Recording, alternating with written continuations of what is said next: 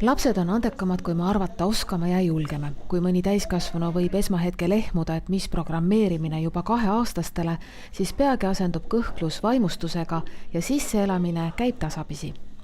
Alguses alustasime lihtsamate vahenditega ja alguses oli nii, et me kõigepealt tegime sisekoolitusi oma teistele õpetajatele ja kui me nägime õpetajate pealt, kuidas see robootika vaimustab ka täiskasvanud ja igas vanuses täiskasvanud, siis me olime täitsa kindlad, et kui täiskasvanu suudab selle vahendiga nii silma särades mängida, siis lastele meeldib ta kindlasti.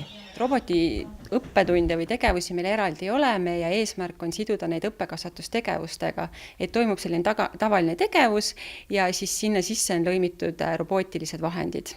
Me oleme nüüd päris pisikeste 2-3-aastaste lasterühmas ja siin samamoodi käib robootikatund mesimummudega.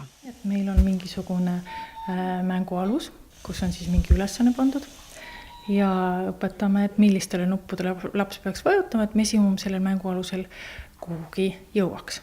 Ja päris esimene tegevus oli nii, et ma lihtsalt andsin neile mesimummud kätte ja nad said põrandal lihtsalt edasi-tagasi neid liigutada. Et see oli nagu kõige vahvam. Aga enamasti meil on mingi ülesanne neile, et nad siis peavad selle mesimummu kuhugi sõidutama. Ja lapsed on väga hästi selle vastu võtnud.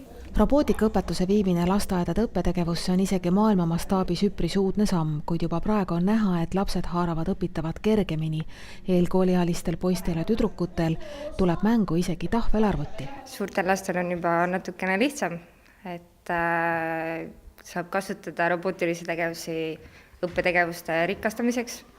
Oskavad ise lugeda, siis saab teha keel ja kõnes, matemaatikas, kunstitegevustes, hakkavad maalima ja pärast hakkavad vee sees spiirorobotiga sõitma. Maailma pisimad haridusrobotid on osobotid, mis sõidavad mööda markerijooni ja saavad aru värvidest. Lisaks on mängus veel rääkivad värvilised pesulõksud. 3-aastastele ütleme lihtsamad siuksed robootilised vahendid, et me õpime loomi tundma väikeste robootiliste vahenditega ja näiteks siin on meil olemas väike robot ja me teeme raja sinna peale ja iga raja otsa paneme looma ja laps saab siis nimetada, kui see robootiline väike osobot näiteks jõuab sinna raja lõppu, siis laps nimetab selle looma, kui ta oskab seda looma nimetada muidugi, et me muidugi aitame neid selles mõttes. Et lastele see tund vist väga meeldib. Ja neid robootilised tegevusi on meil nii palju ja nad on nii põnevad, et neile väga-väga meeldivad need tegevused kõik.